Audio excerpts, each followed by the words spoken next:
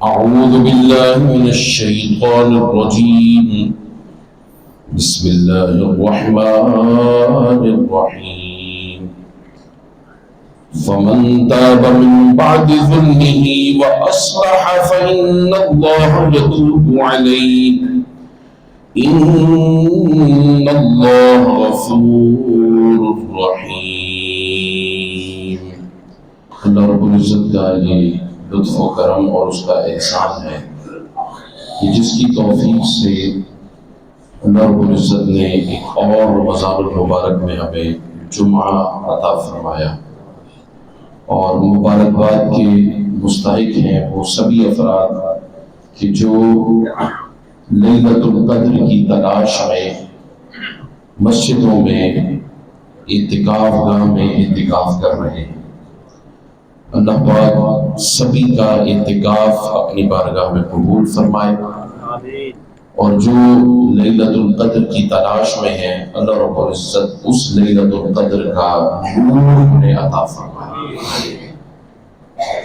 رمضان المبارک کی یہ بالکل آخری ایام ہیں، اور آج جمعۃ الوداع ہے، یعنی رمضان المبارک کا اس رمضان المبارک 2024 کا آخری جمعہ۔ جمعے میں ویسے ہی حضور صلی اللہ علیہ وسلم نے جو اس کی عظمت بتائی ہے، وہ حضور نے فرمایا کہ یہ سید الایام ہے، یعنی جتنے بھی ایام ہیں ان کا سردار یہ جمعہ ہے۔ اور حضور صلی اللہ علیہ وسلم نے فرمایا کہ یہ مومنین کے لیے عید کا دن ہے۔ اب رمضان المبارک کا جمعہ اور عام دنوں کا جمعہ، اس میں بھی فرق ہے۔ وہ فرق میں نے اور آپ نے پیدا نہیں کیا، وہ آقا دو جہاں صلی اللہ علیہ وسلم نے فرمایا۔ اب یہ عام دنوں کی جو نفلی نماز ہوتی ہے، رمضان میں جو اس نفلی ثواب ہے نماز کا، وہ بڑھا دیا جاتا ہے اور فرائض کے برابر کر دیا جاتا ہے۔ اور رمضان میں جو فرائض کا ثواب ہے وہ 70 گنا تک بڑھا دیا جاتا ہے، بعضوں کے لیے 700 گنا تک بڑھا دیا جاتا ہے، اور بعضوں کے لیے واللہ یضاعف لمن یشاء، جتنا چاہے اللہ پاک اس کے اخلاص کے مطابق وہ ثواب بڑھا دیتا ہے۔ تو یہ رمضان کا مہینہ ہے اور یہ جمعہ ہے، یعنی اس کو جمعۃ الوداع اس وجہ سے نہیں کہا جاتا کہ اب جمعہ دوبارہ کبھی آنا نہیں ہے، یہ جمعہ تو آئے گا، ہر جمعرات کے بعد جو آئے گا وہ جمعہ ہے۔ اور جمعے میں ہی حضور صلی اللہ علیہ وسلم نے فرمایا جو اپنے والدین کی قبروں کی زیارت کرتا ہے، حضور نے فرمایا کہ میں اللہ رب العزت اس کو صالحین میں داخل فرما دیتا ہوں اور اس کے پچھلے سارے گناہ معاف کر دیتا ہوں۔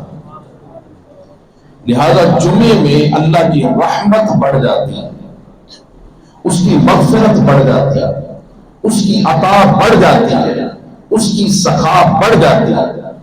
بھئی دن تو سارے ہی کیسے ہیں، سورج ہر روز مشرق سے نکلتا ہے اور مغرب میں غروب ہوتا ہے، انسان سبھی ایک جیسے ہیں، لیکن کچھ انسان ایسے بھی ہیں کہ وہ اپنے لیے دعا کرتے ہیں تو ان کے اپنے حق میں رد کر دی جاتی ہے، مگر کچھ ایسے بھی ہیں کہ جو اپنے لیے تو درکنار کسی غیر کے لیے بھی کہہ دیں تو اللہ رب العزت فرماتا ہے، حدیث پاک کے الفاظ ہیں، رب اشرس اخبر، کہ جب ان کے چہروں کو دیکھو تو چہرے گردآلود ہوں گے، بال گرد سے اٹے ہوئے ہوں گے، لیکن وہ اللہ کی قسم کھا کر کچھ کہہ دیں تو اللہ کو اپنی عزت کی قسم وہ ان کی کئی بات کو فوراً قبول کر لیتا دعا قبول ہو جاتی ہے۔ بندے ہی اگر بندے بھوٹے میں فرق ہوتا ہے، برتن سارے ایک جیسے ہیں، ایک پیالہ ہے مٹی کا، بازار سے خریدنے جاتے ہیں، اس کی قیمت ہے 20 روپے یا 50 روپے، اور ہے وہ بھی مٹی کا کہ جو باہر بڑے سٹورز پر آپ کو نظر آئے گا، وہاں پر فرینچ ڈنر سیٹ آپ پوچھیں یہ کتنے کا ہے، وہ کہتا ہے 20 لاکھ روپے کا۔ اب جو 50 روپے والا برتن ہے وہ تو چیختا ہے کہ میری قیمت 50 روپے کیوں اور اس کی قیمت 20 لاکھ کیوں، وہ کہتا ہے اس لیے کہ تیرا تزکیہ نہیں ہوا اور اس کا تزکیہ ہو گیا ہے، اس کا تزکیہ ہو گیا ہے۔ تو فرق ہوتا ہے، ایک لوہا اس کی قیمت ہے، یہ فرینڈ سپورٹس پر جائیں نا آپ، تو یہاں سے آپ ایک ڈمبل خریدیں 4 کلو کا 8 کلو کا، تو آپ کو بڑی حد ہے 500-1000 روپے میں آپ کو مل جائے گا، ایسا ہی ہے، شاید اس سے بھی سستا مل جائے۔ لیکن آپ جب جاتے ہیں سٹین لیس سٹیل کی طرف، یا جو لوہا مرسڈیز کے اندر لگا ہے، بی ایم ڈبلیو کے اندر لگا ہے، آپ اس کو خریدنے جائیں تو وہ کہتے ہیں نہیں بھائی اس کو ہاتھ بھی نہیں لگانا، اس کی قیمت لاکھوں میں ہے وہ بھی لوہا۔ تو لوہے میں فرق ہے، اسی طرح بندے میں فرق ہوتا ہے۔ ایک بندہ وہ ہے کہ جو بازاروں میں چلتا پھرتا ہے، اور ایک بندہ وہ بھی بندہ ہے جو کربلا کے میدان میں۔ ابو جہل بھی بندہ تھا، انسان تھا، سر سے لے کر پاؤں تک وہ سراپا انسان تھا، مگر انسان میں فرق ہوتا ہے، اور وہ بھی اللہ نے عظمت انسان بنایا کہ جس کو محمد عربی صلی اللہ علیہ وسلم کہتے ہیں، کہ جہاں انسانیت بھی ناز کرتی ہے، آقا دو جہاں صلی اللہ علیہ وسلم۔ اب آج کے اس جمعۃ المبارک میں جب ہم یہاں جمع ہوئے ہیں تو ہم نے یہ سوچنا ہے کہ ہم یہاں آئے کیوں ہیں، اور ہم نے لینا کیا ہے، اور لے کر پھر جب اگلے جمعے آئیں گے تو پھر یہ جمعہ جو رمضان کا ہے وہ تو ہمیں میسر نہیں آئے گا، تو اگلی زندگی اب ہم نے کیسے گزارنی، اور ہمارے مالک کا رمضان میں کیا کرم تھا ہم پر، اور ہماری زندگیوں میں ہمارے رب کی کتنی مہربانیاں ہیں ہم پر، کتنی کرم نوازیاں ہیں ہم پر، کہ اللہ رب العزت خود فرماتا ہے لا تقنطوا من رحمت اللہ، کہ میری رحمت سے مایوس نہ ہو، میری رحمت سے۔ کسی نے علماء سے پوچھا کہ بتاؤ تمہیں اللہ کی بارگاہ میں کون سی آیت ہے کہ جس میں امید نظر آتی ہے، جس میں ایک آس ہے، امید ہے کہ میرا مالک مجھے بخش دے گا، میرا مالک بڑا ہی مہربان ہے، میرا مالک بڑا ہی کریم ہے، میرا مالک میری خطاؤں کی پردہ پوشی فرمانے والا ہے، بتاؤ کون سی ایسی آیت ہے کہ جس میں تمہیں امید نظر آتی ہے؟ تو وہ کہتے ہیں کہ ہمیں جس آیت میں امید نظر آتی ہے وہ یہ ہے، قُلْ يَا عِبَادِيَ الَّذِينَ أَسْرَفُوا عَلَىٰ أَنفُسِهِمْ، اے محبوب میرے ان گناہگار بندوں سے فرما دے، کیا فرما دے؟ کہ جو اپنی جانوں پر ظلم کر بیٹھے ہیں اور اپنی زندگیوں میں گناہوں کے باعث اسراف کر بیٹھے ہیں، لا تقنطوا من رحمت اللہ، وہ اللہ کی رحمت سے مایوس نہ ہو، نہ امید نہ ہو۔ تو علماء سے پوچھا تو انہوں نے کہا کہ یہ آیت ہے امید دلانے والی، یہ آیت کیا ہے؟ امید دلانے والی۔ لوگوں چیزیں فقط دو ہیں، ایک ہے اللہ کا خوف اور اس کی خشیت، اور ایک ہے اس کی رحمت کے امیدوار، اس کی امید اور اس کی آس۔ جو خشیت اور خوف ہے، حضرت موسیٰ علیہ السلام عرض کرنے لگے مولا یہ ساری زندگی تیری عبادت میں گزاری ہے اور تیری بارگاہ میں پہنچتا ہوں، تجھ سے ہم کلام ہوتا ہوں، اتنی مہربانیاں جو مجھ پر تو ہمہ وقت برساتا رہتا ہے، کرم نوازیاں کرتا رہتا ہے، تو مولا یہ تیرا جو خوف ہے میرے دل میں، یہ میں کب تک تیرا خوف اپنے دل میں رکھوں، کب تک تیرا خوف اپنے دل میں رکھوں؟ تو رب کائنات نے فرمایا کہ موسیٰ جب تک تیرا ایک قدم جنت میں نہیں پہنچ جاتا اس وقت تک میرے خوف سے اپنے دل کو لبریز رکھ۔ یہ ہے اللہ کا خوف، یعنی ایمان والے کو اللہ کی خشیت اور خوف سے اپنے دل کو ہمہ وقت تیار رکھنا چاہیے۔ یہ ہے رمضان کا پہلا سبق۔ اور دوسرا سبق کیا ہے؟ امید۔ کیا ہے؟ یار جتنا بھی گناہگار ہو ہے تو وہ میرا مالک ہے، اگر پوچھنے پہ آئے تو کہے کہ بھئی تو نے اس کو گالی نکالی تھی چل جہنم کی وادیوں میں، بھئی ہے نا، مگر اس کے باوجود امید کیا ہے کہ مولا تو مہربان ہے، تو کرم نواز ہے، وہاں 100 کا قاتل تھا تو نے اس کی بخشش فرما دی، تو مولا میں بھی تو تیرا بندہ ہوں، مجھے بھی تو مہربان ہے نا، مہربانی فرما دے۔ تو اللہ رب العزت کی بارگاہ میں مومن کو خوف بھی رکھنا چاہیے کہ وہ کبھی بھی پکڑ سکتا ہے. حضور علیہ السلام نے فرمایا مجھ سے بڑھ کر خدا کو جاننے والا کوئی نہیں. انبیاء سے بھی بڑھ کر خدا کو جاننے والا اور کوئی نہیں ہے. فرمایا مجھ سے زیادہ رب سے ڈرنے والا بھی اور کوئی نہیں ہے. مجھ سے بڑھ کر ڈرنے والا بھی کوئی نہیں. فرمایا لا تقنطوا من رحمت اللہ. علماء نے کہا کہ امید ہے کہ اللہ رب العزت مہربانی فرمائے گا, اپنی رحمت کے ساتھ ہمیں مایوسی کی وادیوں میں نہیں دھکیلے گا, ہمیں نا امید نہیں فرمائے گا. یہ علماء کہتے ہیں. صوفیاء کیا کہتے ہیں؟ صوفیاء کہتے ہیں کہ ہم نے جب یہ آیت پڑھی نا کل یعمل علی شاکلتی فربکم اعلم بمن هو اهدی سبیلا. قل اے محبوب فرما دیجئے. ادھر بھی فرمایا قل یا عبادی الذین اسرفوا علی انفسهم لا تقنطوا من رحمت اللہ. اللہ نے گناہگاروں کو کہا میرے بندے. اللہ نے گناہگاروں کو کہا کہ میرے بندے. اس آیت میں ادھر فرمایا قل کل یعمل علی شاکلتی کہ محبوب یہ جو لوگ ہیں نا, لوگ یہ اپنی فطرت کے مطابق, اپنی سمجھ کے مطابق, اپنے ظرف کے مطابق جو بھی عمل کرتے ہیں, جو بھی عمل کرتے ہیں, اللہ رب العزت کل یعمل علی شاکلتی. یہاں شاکلتی کا مطلب ہے کہ اپنی فطرت کے مطابق, اپنے ظرف کے مطابق جو بھی عمل کرتی ہیں. فربکم اعلم بمن هو اهدی سبیلا. تو تمہارا رب زیادہ بہتر جاننے والا ہے کہ کون سیدھے راستے پر ہے, کون سیدھے راستے پر ہے. کل یعمل علی شاکلتی. انسان اپنی فطرت کے مطابق عمل کرتا ہے. اپنی انسان کی فطرت کیا فطرت ہے نا, سانپ کی فطرت کیا ہے؟ ڈنگ مارنا. بولے کیا ہے؟ بندر کی فطرت کیا ہے؟ شرارتیں کرنا. وہ کرتا ہی رہے گا. ایسا ہی ہے نا, وہ ایک منٹ بیٹھ نہیں سکتا, اس کو ٹکا نہیں ہے تو وہ بندر جو ہوا. تو اسی طرح ہر کسی چیز کی, روٹی کی فطرت ہے کہ وہ آپ کی بھوک مٹائے گی, پانی کی فطرت ہے کہ آپ کی پیاس مٹا دے گی. یہ فطرت ہے ہر چیز کی. تو انسان کی فطرت کیا ہے؟ گناہ. وہ تو گناہگار ہے, انسان ہے نا. انسان کا معنی کیا ہے؟ انسان نکلا ہے نسیان سے, اور نسیان کہتے ہیں بھول جانے کو, بھٹک جانے کو, گمراہ ہو جانے کو, گمگشتہ راہ ہو جانے کو, اسے کہتے ہیں انسان. یہ ہے انسان کی فطرت. اور میرے رب کی بھی ایک فطرت ہے. وہ فطرت کیا ہے؟ کیا ہے؟ بخش دینا, مہربانی فرما دینا, کرم نوازی کر دینا. اور وہ اتنا کرم نواز ہے میرا رب, قیامت کے دن ایک شخص آئے گا, رب کائنات فرمائے گا اس کے اعمال کا وزن کرو. فرشتے اس کے اعمال کا وزن کریں گے, اس کے پلے کوئی نیکی نہیں ہوگی, کوئی نیکی نہیں ہوگی.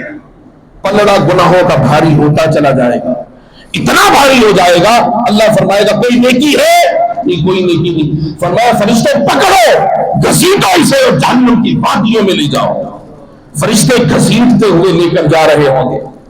وہ مڑ مڑ کر دیکھے گا, تھوڑا آگے جائے گا, پھر مڑے گا, پھر دیکھے گا, پھر دیکھے گا. اللہ فرمائے گا اس کو چھوڑو. اسے بلائے گا لے کر آؤ اسے. ہاں تو مڑ مڑ کر کیا دیکھتا ہے؟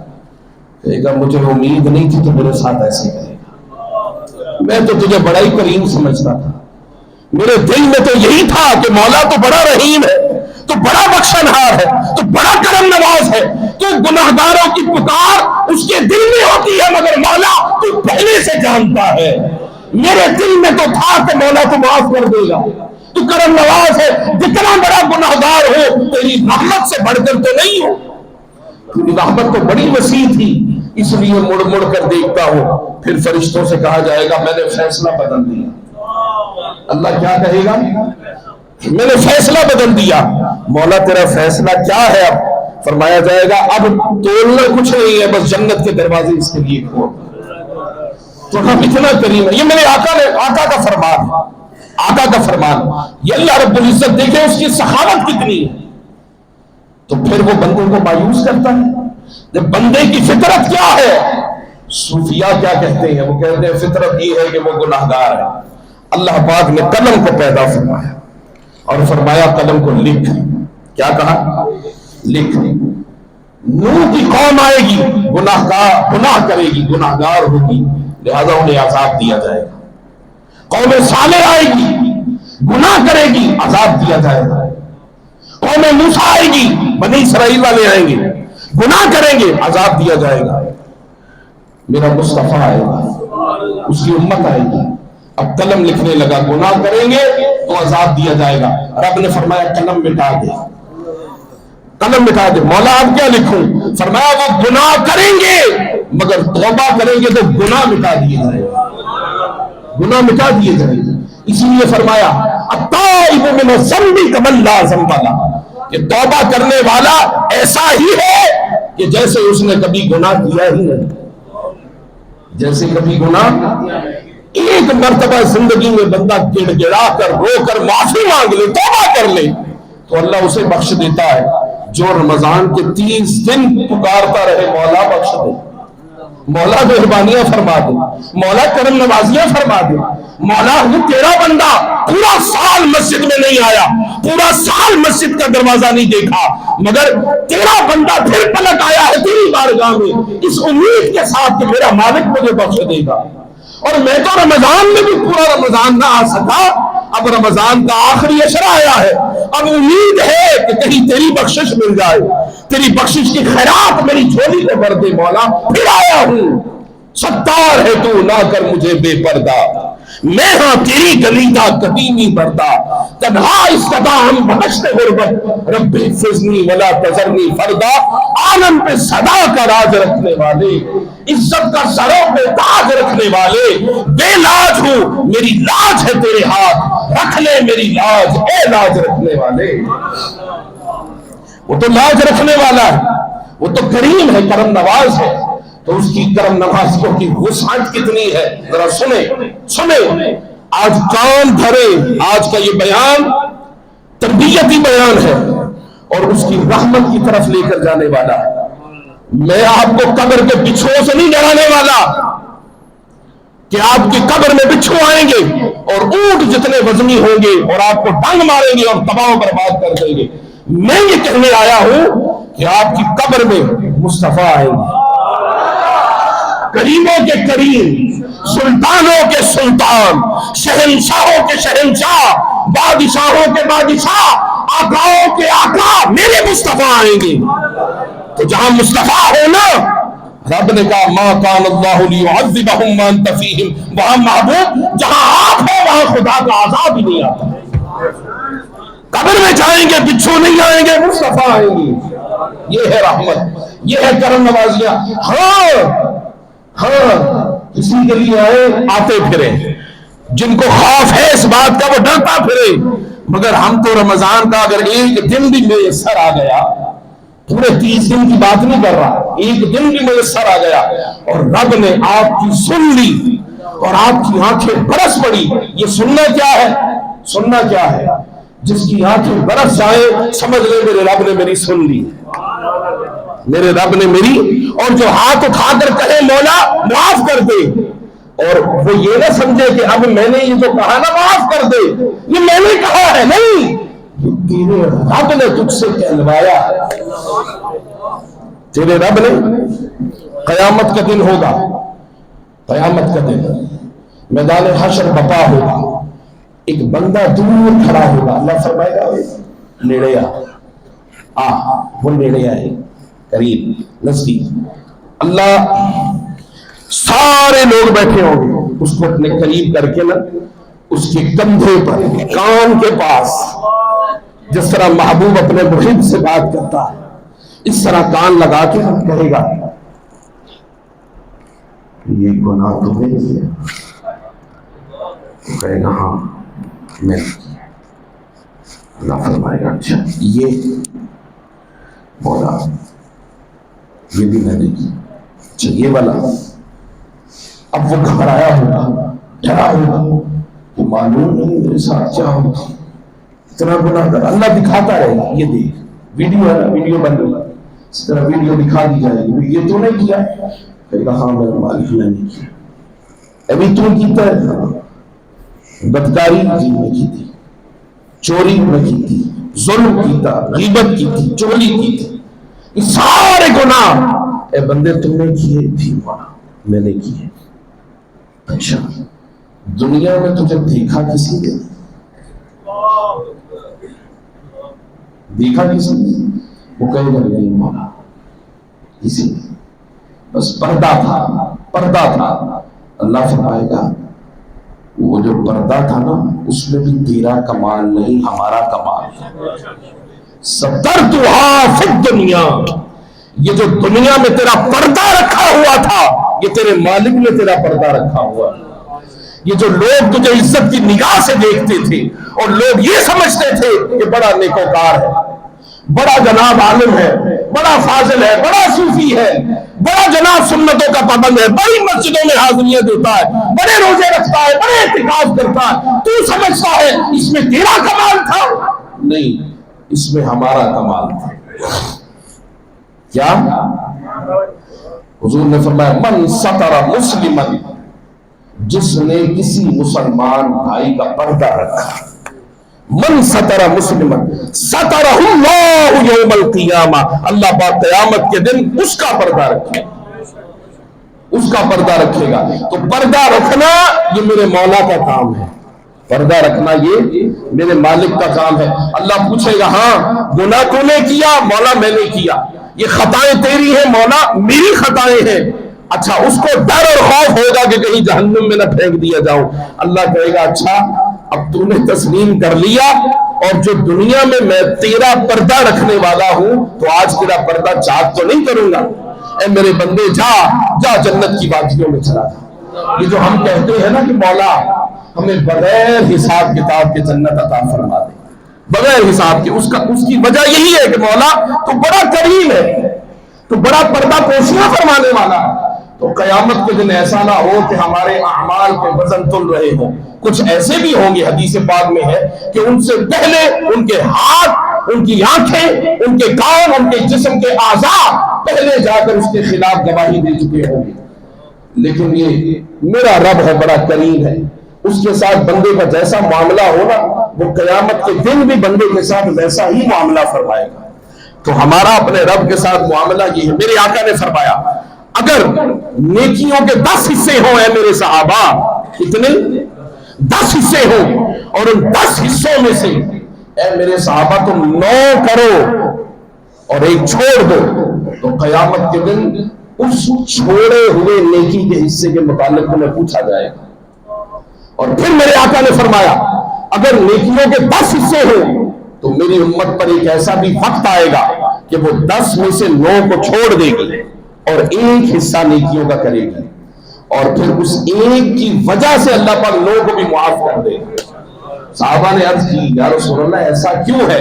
حضور نے فرمایا اس لیے کہ آج میں تمہارے اندر موجود ہوں، آج میں موجود ہوں، اور ایک وقت آئے گا کہ جب میں نہیں ہوں گا، یعنی ظاہری طور پر مجھے سامنے میرا سراپا حسن، سراپا جمال، سراپا کمال اور سراپا ہدایت اور سراپا منزل ان کی نگاہوں کے سامنے نہیں ہوگی. تو اس وقت وہ کبھی دائیں دیکھیں گی کبھی بائیں دیکھیں گی، کوئی رہنما نہیں ہوگا، کوئی قائد نہیں ہوگا، کوئی مرشد نہیں ہوگا، کوئی ہادی نہیں ہوگا. اس وقت وہ صرف خالصتاً دین پر عمل کر رہے ہوں گے اللہ اور اس کے رسول کی رضا کے لیے. تو اس وقت پھر ان کے اس عمل کو بھی میں قبول کر لوں گا، تو اللہ مہربانی فرما کر قبول کر لے گا.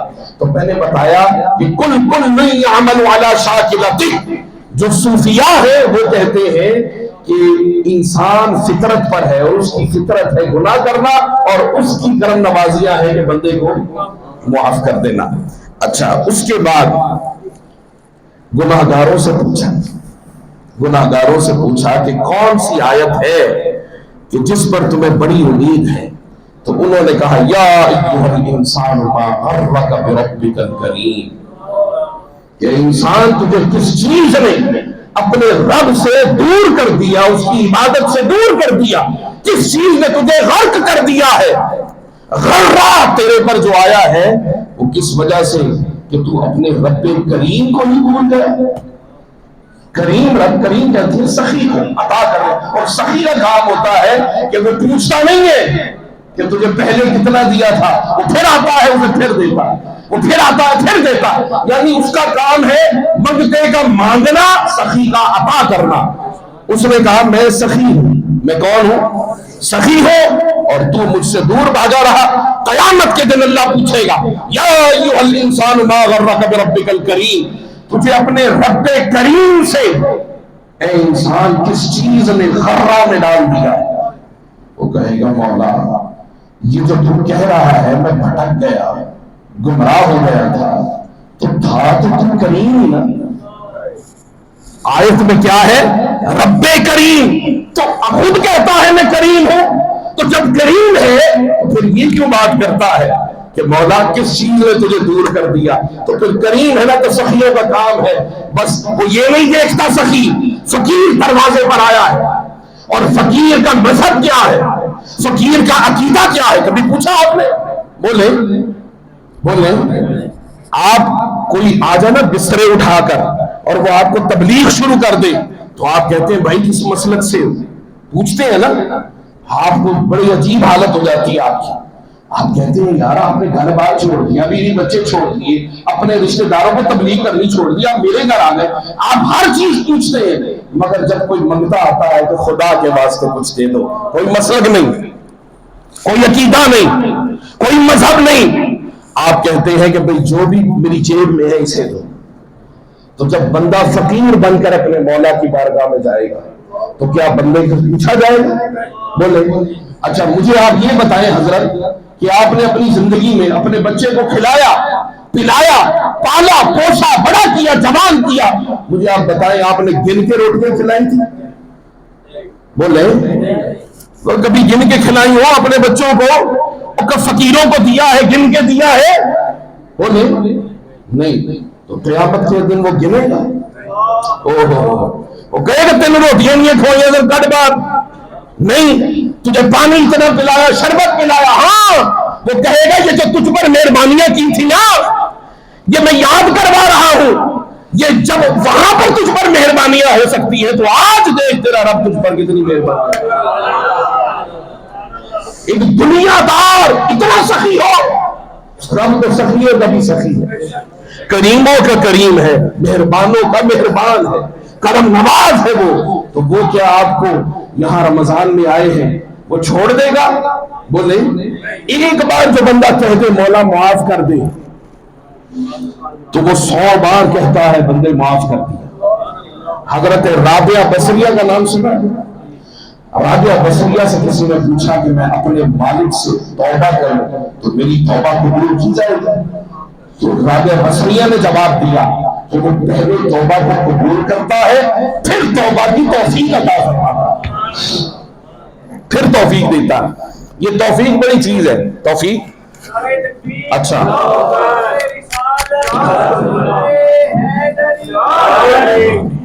شاعر تھے، انہوں نے ایک کتاب لکھی، اس کتاب میں انہوں نے یہ واقعہ درج کیا ہے، یہ میں وہ واقعہ سنانے لگا ہوں آپ کو کہ ہم سمجھتے ہیں یار بڑے عبادت گزار ہے، بڑے نیکوکار ہے، بڑا جناب ہمارا بڑا مقام اور مرتبہ، 4 دن ہم مسجد میں لگا لیں نا تو ہم سمجھتے ہیں یار بڑے نیکوکار ہو گیا، کسی کو بندے کو بندہ نہیں سمجھتے۔ اچھا وہ فرماتے ہیں کہ میں اپنے گاؤں چلا گیا، یہ گجرات چلا گیا، وہ فرماتے ہیں کہ میرے چچا چچی تھے، ملنے کے لیے میں چلا گیا انہیں، تو جب وہاں پر پہنچا تو میں نے دیکھا کہ خشک سالی تھی، تلخ سالی تھی، پانی نہیں تھا اور مہینوں سے بارش ہی نہیں ہوئی تھی۔ اب وہاں پر ایک بزرگ تھے، ان کا نام تھا حضرت شاہ عبد الحق، کیا نام تھا؟ شاہ عبد الحق۔ ان کے پاس پہنچے اور جا کر لوگ، مجمع تھا، ایک جماعت تھی، وہ جا کر کہنے لگے حضرت دعا کریں کہ اللہ بارش عطا فرما دے۔ انہوں نے کہا کہ یار آج کل میرا اپنے رب سے کنیکشن نہیں ہے، آج کل بڑا یار گناہگار ہوں، خطا کار ہوں، میرا کوئی کنیکشن نہیں ہے، تو پھر حضرت اب کیا کریں؟ انہوں نے کہا اچھا میں ایسا کرتا ہوں کہ میں اپنے کالو کو کہتا ہوں کہ کالو دعا کرے۔ حفیظ جلندری صاحب کہنے لگے ہم نے کہا کالو کون ہے؟ کوئی مرید ہوگا، کوئی خلیفہ ہوگا، یا حضرت کا کوئی پیر ہی ہوگا؟ تو کہنے لگے تھوڑی دیر کے بعد کالو دوڑتا ہوا آیا، ہم نے دیکھا کہ وہ کالو کوئی انسان نہیں بلکہ کتا تھا، کتا۔ تو وہ حضرت پیر عبدالحق کہنے لگے کہ میں کالو سے کہتا ہوں کہ کالو دعا کرے۔ اب کالو جب پاس آیا تو کالو سے کہا کہ یار میں تو ہوں بڑا گناہگار، میں تو ہوں بڑا گندا، میں بڑا خطا کار ہوں، تو یار تو ایسا کرنا، بارش نہیں ہو رہی تو اپنے ساتھیوں کو جمع کرنا اور تم مل کر دعا کرو اللہ سے، اللہ کی مخلوق ہے، تم دعا کرو۔ اگر کتا کچھ نہ ہوتا تو اللہ اپنے کلام میں کتے کا ذکر کبھی نہ کرتا۔ کتا ہے کتا، مگر نسلی کتا تھا، وفادار کتا تھا۔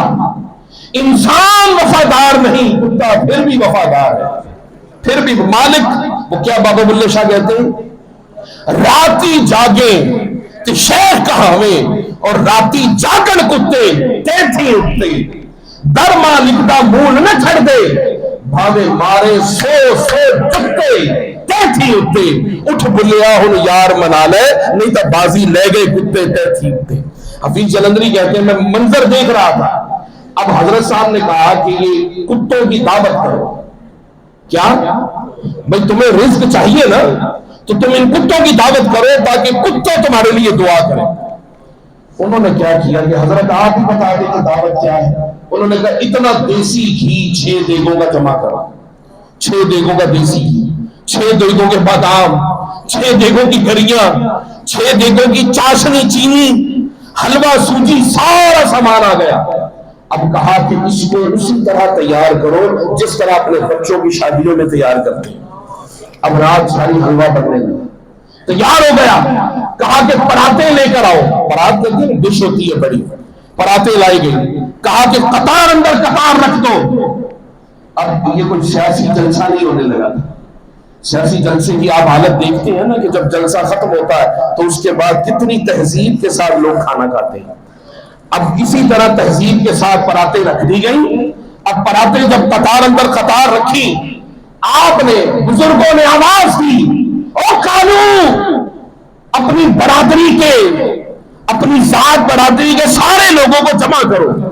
اب کتے تھے، وہ کہتے ہیں حفیظ جلندری میں نے زندگی میں اتنی تہذیب انسانوں میں نہیں دیکھی جتنی ان کتوں میں دیکھی۔ وہ کالو آیا اور آ کر بزرگوں نے کہا کہ 6 اپنی برادری کے افراد ایک پرات میں جمع ہو جائے۔ باپ ہے اپنے بیٹے کو 100 بار کہتا ہے بیٹا یہ کام نہ کرو، اس کی سمجھ میں نہیں آتی۔ کتے کو ایک بار مالک کہتا ہے کالو یہ کام نہیں کرنا، یہ کرنا ہے، وہ جو نہیں کرنا وہ نہیں کرتا اور جو کرنا ہے وہ فوری کرتا ہے۔ اب پرات کے اندر رکھ دی گئی، 6 کتے آئے، حلوہ کھانا شروع کر دی۔ اب حلوہ کھاتے رہے، جب سب کھا لیا ختم ہو گیا، چھوڑا نہیں انہوں نے۔ اس کے بعد انہوں نے کہا کالو حلوہ کھا لیا، برادری نے کھا لیا، اب ایسا کرو کہ اپنا سر آسمان کی طرف اٹھاؤ اور اللہ سے دعا کرو۔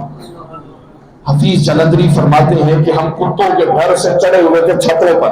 اب گاؤں کی چھتوں کے تو بنیرے بھی نہیں ہوتے۔ وہ کہتے ہیں کہ ہم اوپر سے دیکھ رہے تھے منظر کہ کتا ہے اور ساتھ ہے کتے، اور ہم منظر دیکھ رہے، تہذیب دیکھ رہے ہیں۔ ہر کتے کے ارد گرد، کالو کے ارد گرد دائرہ بنا کر سب کتے آسمان کی طرف منہ کر کے خرانے لگے، بھونکنے نہیں لگے۔ آئے ہائے ہائے، پتہ ہے مالک کی بارگاہ میں بھونکنا نہیں ہے۔ وہ کتوں نے اوپر دیکھا، غرانے لگے، اور غراتے ہوئے حفیظ جلندری کہتے ہیں خدا کی قسم ہم چھت سے نیچے نہیں آئے تھے کہ ہمارے کپڑے بھیگ گئے، اتنی بارش ہوئی۔ تو تم کیا جانو کہ وہ مالک ہے۔ حضرت بایزید بستامی کتے کی قریب سے گزرے تو اپنے کپڑے بچائے، تو کتے نے کہا کہ اچھا اتنا دور مجھ سے، اتنا دور کپڑے بچاتے ہو؟ بتاؤ نا بایزید بستامی کہ عالم ارواح کے اندر تو نے کیا ایسی نیکی کی تھی کہ تو اللہ کا ولی بن گیا، اور میں نے کیا ایسا گناہ کیا تھا کہ میں کتا بن گیا؟ بایزید بستامی رو پڑے۔ انہوں نے کہا نہ تو عالم ارواح کے اندر میں نے نیکی کی اور نہ تو نے کوئی گناہ کیا، یہ بس اس کی تقسیم ہے کہ کسی کو کتا بنا دے اور کسی کو انسان بنا دے۔ انسان یہ سوچ کہ واقعی اگر وہ ہمیں کتا بناتا تو ہماری حالت کیا ہوتی، ہمیں گندی نالی کا کیڑا بناتا تو ہماری حالت کیا ہوتی، اگر ہمیں یہ ہمارا جینا، یہ ہمارا کھانا پینا، یہ نعمتیں، یہ دیکھنا، یہ چلنا، یہ سانس لینا، یہ سب کچھ ہمارے مالک کی عطا سے، تو کتنے تعجب کی بات ہے کہ اسی کی عطا ہو اور اسی کے خلاف زندگی بسر ہو رہی ہے۔ آئے ہائے ہائے یار، اتنا رحیم ہے، باتیں تو بڑی آتی ہیں، کر لوں۔ حضرت ابو ہریرہ رضی اللہ تعالیٰ عنہ، حضرت ابو ہریرہ رضی اللہ تعالیٰ عنہ جلیل القدر صحابی، وہ فرماتے ہیں کہ رات کو ایک جگہ کھڑا تھا کہ ایک عورت آئی، اور اس عورت نے آ کر مجھ سے کہا کہ مجھ سے ایک بہت بڑا گناہ ہو گیا، تو کیا ابو ہریرہ میری کوئی بخشش کی سبیل ہے؟ تو ابو ہریرہ رضی اللہ تعالیٰ عنہ نے کہا اتنا بڑا گناہ، کوئی بخشش کی سبیل نہیں، تو بڑی گناہگار ہے، تجھے کہاں مالک نے معاف کرنا ہے، جا دفع ہو جا، میری نظر سے بھی دور ہو جا، اتنی گناہگار، ویسے تو نے پردہ کر رکھا ہے، وہ چھپا رکھا تھا اپنا۔ حضرت ابو ہریرہ رضی اللہ تعالیٰ عنہ وہ کہنے لگے اتنی بات کر کے میں گھر آ گیا، اور گھر آ کے میں کبھی دائیں کبھی بائیں کروٹیں بدلتا رہا، ساری رات مجھے نیند نہیں آئی۔ کہا کہ صبح حضرت بلال حبشی نے اذان دی، میرے آقا نے جماعت کروائی، اور جب فجر کی نماز پڑھا کر آقا فارغ ہوئے تو میں دوڑ کر آقا کے قدموں میں گر گیا، میں نے کہا یا رسول اللہ رات کو یہ واقعہ ہو گیا، ایک عورت آئی تھی، بڑی باپردہ تھی، مگر بدکار تھی، گناہگار تھی، بڑی خطائیں اپنی زندگی میں کی، میں نے اس کو کہا کہ تیری کوئی بخشش نہیں۔ حضور علیہ السلام اس طرح آپ نے اپنا چہرہ مبارک نیچے فرمایا اور سن رہے تھے، اور جیسے ہی حضرت ابو ہریرہ رضی اللہ تعالیٰ عنہ نے بات کی، میرے آقا جلال میں آ گئے، میرے آقا نے فرمایا ابو ہریرہ تو بھی ہلاک ہو گیا، تو نے اس عورت کو بھی ہلاک کر دیا۔ ارے یہ کیا کر دیا تو نے؟ فمن تاب من بعد ظلمه واصلح فإن الله يتوب إليه۔ تو نے سنا نہیں اللہ کا فرمان کہ جب کوئی گناہگار گناہ کرنے کے بعد اللہ کی بارگاہ میں گڑ گڑاتا ہے، روتا ہے، اپنے گناہوں کی اصلاح کر لیتا ہے، تو رب کائنات اس پر اپنی نظر رحمت فرماتا ہے۔ ان اللہ غفور الرحیم، اللہ بڑا بخشنہار ہے، اپنے اس بندے کی بخشش فرما دیتا ہے۔ ابو ہریرہ تو نے یہ فرمان نہیں سنا؟ ابو ہریرہ کہتے لگے کہ میں اسی وقت مٹی میں لوٹ پلوٹ ہوتا رہا، کبھی دائیں کبھی بائیں، ہائے مجھ پر کیا ظلم ہو گیا۔ آقا نے فرمایا ابو ہریرہ دور ہو جا مجھ سے۔ حضرت ابو ہریرہ رضی اللہ تعالیٰ عنہ فرماتے ہیں میں بس اس وقت مدینہ طیبہ کے گلی کوچوں میں کوئی بچہ ملتا، بچے کو پکڑتا اور کہتا بتاؤ اس طرح کی کوئی خاتون تم نے دیکھی ہے؟ اب ابو ہریرہ ہو سب سے زیادہ حضور کی احادیث روایت کرنے والے، سب سے زیادہ عقل و فہم و تدبر ادراک کے اندر ہر کوئی ان کی عزت و عظمت کے ڈنکے ہر کوئی بجاتا تھا۔ اب جب ایسی بات کسی سے کر رہے ہوں گے تو لوگ کہیں گے ابو ہریرہ پاگل تو نہیں ہو گیا؟ ابو ہریرہ کیا ہو گیا تجھے؟ ہر کوئی کہے کہ ابو ہریرہ کس کو تلاش کر رہا ہے، کوئی نشانی نہیں ہے، کوئی نام نہیں ہے، کوئی پتہ نہیں ہے۔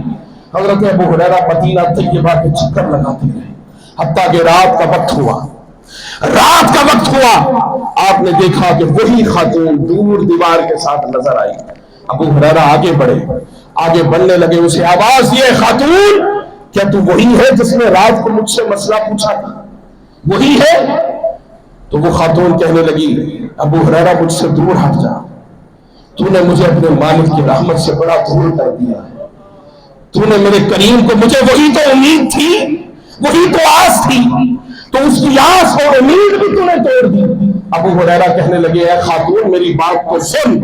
اب وہ سننے کو نہیں آتی تھی، وہ کہتی تھی ابو ہریرہ جا، مجھ سے اب دوبارہ کوئی ایسی بات نہ کر کہ جس سے میرا دل دھڑکنا بند ہو جائے، کہیں ایسا نہ ہو کہ میری روح قفس انفری سے پرواز کر جائے۔ ابو ہریرہ کہنے لگے ارے سن تو صحیح، میں تیرا مسئلہ اپنے آقا کی بارگاہ میں لے کر گیا۔ اب جب اتنی بات سنی تو وہ تڑپ اٹھی، اچھا آقا نے کیا کہا؟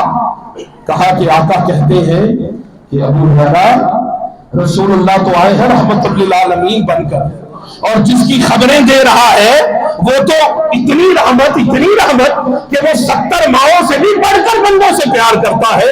ابو ہریرہ جا میری طرف سے اس عورت کو خوشخبری سنا دے کہ تو نے صدقے دل سے اپنے گناہوں کی معافی مانگی ہے تو رب کائنات نے تیرے سارے گناہ بخش دیے, معاف کر دیے. تو رب بخشنہار ہے, رب بخشنہار ہے, رب بڑا کریم ہے, رب بڑا کریم ہے. اہل بیت اطہار سے پوچھا کہ آپ کو کس آیت میں امید نظر آتی ہے؟ تو اہل بیت اطہار نے کہا وَلَسَوْفَ يُعْتِيكَ رَبُّكَ فَتَرْضَىٰ, کہ جب اللہ پاک قیامت کے دن اپنے محبوب سے کہے گا اے محبوب ان قریب آپ کا رب آپ کو اطلاع عطا فرمائے گا کہ محبوب آپ راضی ہو جائیں گے, آپ راضی ہو جائیں گے. اس وقت قیامت کے دن پوچھا جائے گا. آقا نے فرمایا اللہ کہے گا محبوب راضی ہے, تو میں اس وقت کہوں گا مولا کوئی جہنم میں رہ تو نہیں گیا؟ فرشتے جائیں گے اور آ کر کہیں گے مولا ابھی ایک بندہ ہے, ابھی اچھا یار ایک بندہ ہے. حدیث پاک میں آتا ہے کہ جہنم سے ایک بندہ نکلے گا آخری بندہ جو جنت میں جائے گا. آخری بندہ جب جہنم سے نکلے گا تو اس کی زبان سے الفاظ جاری ہوں گے تبارک الذی, اللہ کے بڑائی میں وہ کہے گا یار شکر ہے یار نکلے, مصیبت ٹلی, جہنم سے نکلا ہے نا میرے جیسا کوئی گناہ گار. وہ جب جہنم سے نکلے گا بڑی خوبصورت بات ہے, توجہ کیجیے گا. آقا نے فرما دو نا وہ جہنم سے آخری بندہ نکلے گا. کون فرما رہا ہے؟ یہ وہی سرکار ہے نا جنہیں دیوار کے پیچھے کا علم نہیں, وہی ہے نا جو چھپی ہوئی چیزوں کو نہیں بتا سکتے. یہ انہی کی بات کر رہے ہیں نا, انہی کی بات ہے جن کو پتا نہیں ہے کہ کیا ہونے والا ہے, قیامت کے دن کیا ہوگا, جس کو نہیں پتا. یہ انہی سرکار کی بات کر رہے ہیں, یہ ان کی بات کر رہے ہیں جنہیں پتا آخری بندہ کون ہوگا. آخری بندہ کون؟ حضور نے فرمایا وہ نکلے گا تو کہے گا مولا تیری مہربانی جنت جو کہتے ہیں میں نے جان چھٹی میری. اب اللہ بندے کو جانتا ہے, اللہ مجھے بھی جانتا ہے, کامران نہیں جانتا, اللہ مجھے جانتا ہے کیا کرتوت ہے میرا, کیا کرتوت ہے. اس لیے اپنے رب کے ساتھ ضرور مخلص رہا کرا, کسی کے ساتھ مخلص ہو یعنی رب کے ساتھ ضرور رہا کرا. اب اللہ کہے گا اچھا بندے کا بندہ ہے کیا, بندہ ہے کیا چیز؟ اللہ نہ دور ایک بڑا ٹھنڈا خوبصورت حسین بڑا روشن درخت اسے دکھائے گا, اور ساتھ جب وہ درخت دیکھے گا اس کی ٹھنڈک کو محسوس کر رہا ہوگا. آگ سے جو نکلا ہے, جہنم سے تپتی ہوئی جہنم سے نکلا ہے تو گرمی تو لگ رہی ہوگی جسم کو, تو وہ کہے گا مولا بس اس درخت کا سایہ عطا کر دے. اللہ فرمائے گا اچھا اس کے بعد تو کچھ نہیں مانگے گا؟ وہ کہے گا نہیں مولا تیری قسم کچھ نہیں مانگوں گا. اللہ فرمائے گا چل ٹھیک ہے. اب درخت کے قریب اسے کر دے گا. یہ بخاری کی حدیث ہے, مسلم کی حدیث ہے, سنن نسائی, یعنی احادیث یہ ہر جگہ پر آپ کو ہر کتاب میں ملے گی. اب جب وہ درخت مل جائے گا تو اس کے سائے میں وہ بیٹھ جائے گا اور اس کی ٹھنڈک محسوس کرے گا. اللہ کیا کرے گا؟ اللہ اس سے زیادہ خوبصورت درخت اس کے سامنے رکھے گا, اس سے بھی زیادہ, حل من مزید, اس سے زیادہ. اب وہ درخت بھی اور ساتھ چشمہ جاری کرے گا ٹھنڈے پانی کے. اب جب اسے دیکھے گا تو وہ کہے گا مولا, اب قسم تو کھا رکھی ہے اس نے, وہ کہے گا قسم ٹوٹتی ہے ٹوٹ جائے کوئی بات نہیں مولا تھوڑا مجھے قریب کر دے. اللہ فرمائے گا اچھا میں قریب کر دیتا ہوں مگر وعدہ کر کے پھر اس کے بعد کچھ نہیں مانگے گا. وہ کہے گا نہیں وعدہ, پر ٹھنڈا پانی مل گیا پینے کو اور کیا چاہیے. اللہ فرمائے گا اچھا, وہ درخت کے قریب کر دے گا, چشمے کے قریب ہو جائے گا, اپنی ٹانگیں اس چشمے میں ڈال لے گا بڑے سکون میں. اللہ جنت کا دروازہ کھولے گا. حضور نے فرمایا یہ جنت اگر ایک لکڑی چھوٹی سی لکڑی کے ٹکڑے کے برابر بھی تمہیں مل جائے نا تو دنیا و ما فیہا کی وسعتوں سے زیادہ بہتر ہے کہ تمہیں جنت کا چھوٹا سا ٹکڑا مل جائے. یہ دروازہ کھولے گا جنت. جب وہ جنت کو دیکھے گا وہ حیران ہو جائے گا, ایسے رنگ ترنگ, ایسی نعمتیں. وہ کہے گا مولا قسم جاتی ہے تو جائے, مہربانی فرمانا جنت میں داخل کر دے. اللہ کہے گا تو نے تو قسم کھائی تھی. مولا بندہ ہو تیرا، وہ جل گیا نا، جو کچھ سزا ملنی تھی مل گئی، تو مہربانی فرمانا. اللہ رب العزت اس وقت کہے گا، حدیث پاک کے الفاظ ہیں کہ اللہ رب العزت جب وہ جنت دیکھے گا تو کہے گا مولا قسم کھاتا ہوں یہ جنت دے دے. تو یہ بیان کرنے والے حضرت عبداللہ ابن مسعود رضی اللہ تعالیٰ عنہ. اب جب انہوں نے یہ بات کی نا حضرت عبداللہ ابن مسعود نے، کہ جب وہ کہے گا نا کہ مولا اب جنت دے دے مجھے، اب جنت دے دے، تو اس وقت حضرت عبداللہ ابن مسعود مسکرائے. بلکہ ہم مسکرانا اور ہوتا ہے، ہنسنا اور ہوتا ہے. اب وہ دہت ہنسے. جب ہنسے تو ان کے پاس بیٹھے لوگوں نے کہا عبداللہ ابن مسعود ہنستے کیوں ہو اس بات پہ؟ تو انہوں نے کہا کہ میں اس وجہ سے نہیں ہنستا کہ میں نے یہ بات پڑھی ہے تو اس پڑھی ہوئی بات سے مجھے ہنسی آئی. میں نے دیکھا کہ جب یہ حضور نے مجھے سنائی نا بات تو حضور بھی یہاں ہنسے تھے. تو میں نے پوچھا یا رسول اللہ آپ اس بات پر کیوں ہنسے ہیں؟ تو حضور علیہ السلام نے فرمایا کہ جس وقت بندہ وہ جنت کا دروازہ کھلا ہوا دیکھے گا نا تو اسے وہ درخت بھول جائے گا، وہ چشمے بھول جائیں گے، وہ پچھلے وعدے کیے قسمیں کیے بھول جائیں گی. وہ کہے گا مولا اور جنت میں داخل کر دے. جب اس نے کہا نا مولا یہ جنت میں داخل کر دے تو رب ہنسے گا. تو جب رب ہنسا یا ہنسے گا، ابھی یہ واقعہ ہونا ہے بعد میں، حضور کو یہ بھی پتا ہے اور دیکھ رہے ہیں کہ وہ قیامت کے دن آخری بندہ ہوگا، جنت میں جا رہا ہوگا، رب اس کی باتوں پر مسکرائے گا، ہنسے گا. تو حضور نے فرمایا چونکہ رب ہنسے گا اس لیے آج میں مدینہ میں بیٹھا میں بھی ہنس رہا ہوں، میں بھی ہنس رہا ہوں. حضور نے فرمایا اس کے بعد پھر اللہ کہے گا اچھا اس جنت میں جانا ہے، جنت لینی ہے جی تھوڑی سی دے دے، تھوڑی سی. اللہ فرمائے گا تجھے اتنی دے دوں کہ دنیا ساری اگر اس کو 2 گنا کر دیا جائے اور اتنا پلاٹ تجھے جنت میں مل جائے تو تیرے لیے کافی ہے. وہ کہے گا مولا اتنی بڑی جنت. اللہ فرمائے گا جا جنت میں داخل ہو. وہ درخت، وہ چشمہ، وہ جنت.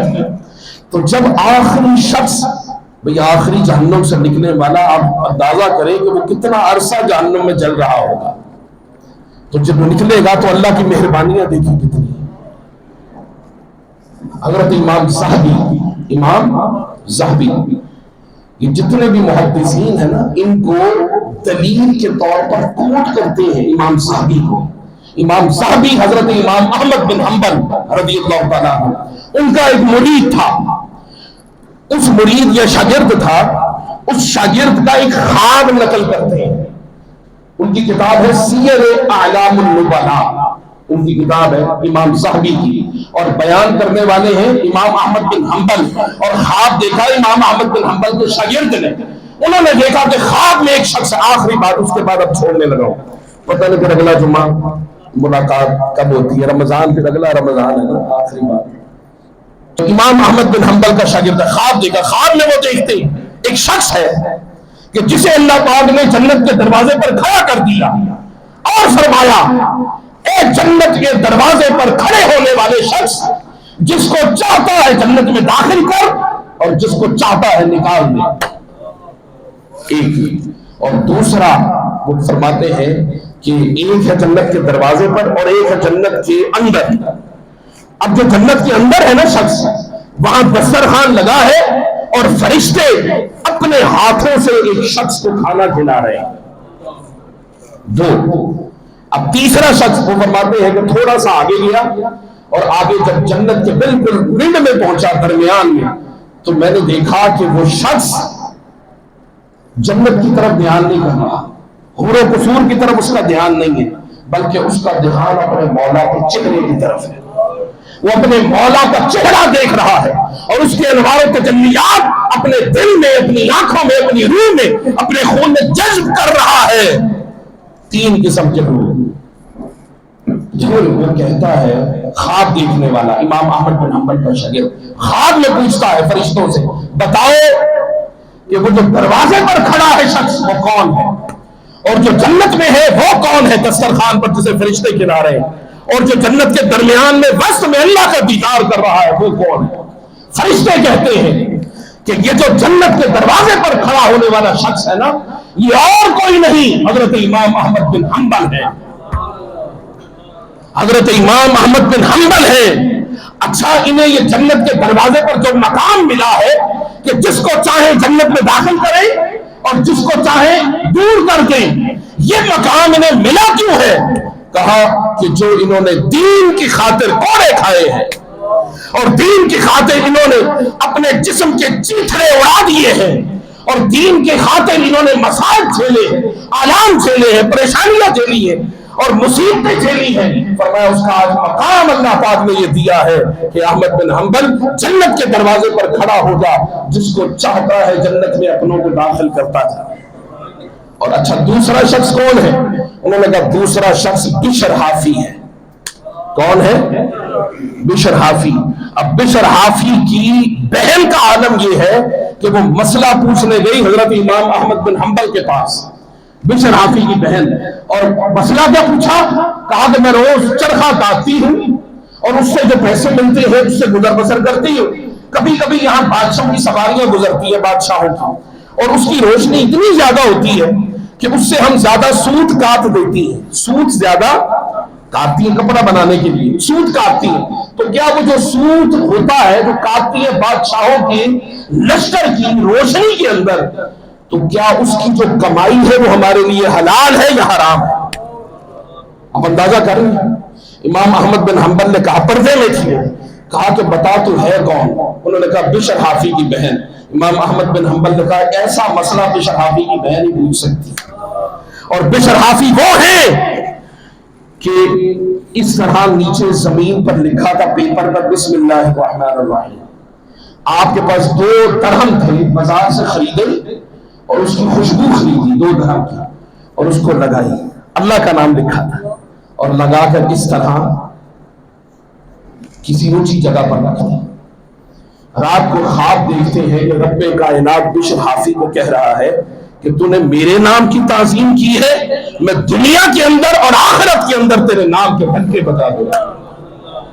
اس سے پہلے شراب کے نشے میں دھت رہتے تھے، جب ان کی یہ توبہ، پھر انہوں نے اللہ کی بارگاہ میں سے وہ توبہ کی، اور جب توبہ کی تو ان کے پاؤں میں جوتا نہیں تھا، ننگے پاؤں تھے، حافی کہتے ہیں ننگے پاؤں والے کو۔ پھر عمر بھر جب ان کی اللہ نے توبہ قبول کی تو عمر بھر کبھی جوتا نہیں پہنا، اور عالم یہ تھا کہ بغداد کے گلی کوچوں میں کبھی کسی جانور نے گوبر بھی نہیں کیا تھا کہ یہاں سے بشر حافی گزرتا ہے۔ جس راستے سے بشر حافی گزرتا تھا جانور گوبر نہیں کرتا تھا، اور جس دن جانور نے گوبر کیا پتا چل گیا کہ بشر حافی کا انتقال ہو گیا۔ اور امام احمد بن حنبل کے انتقال پر 13 لاکھ کا مجمع تھا۔ کتنا؟ 13 لاکھ۔ کوئی انٹرنیٹ نہیں، کوئی فیس بک نہیں، کوئی اطلاع نہیں، امام احمد بن حنبل کا جنازہ تھا 13 لاکھ افراد کا، اور بشر حافی کا جنازہ کتنا تھا ہے؟ بشر حافی کا جنازہ کہتے ہیں فجر کی نماز کے بعد، فجر کی نماز پڑھ کے ان کا جنازہ اٹھایا۔ اور آپ کبھی گئے جنت البقیع؟ حضور کے روضہ پاک سے جب جنت البقیع گئے تو کتنا فاصلہ ہے؟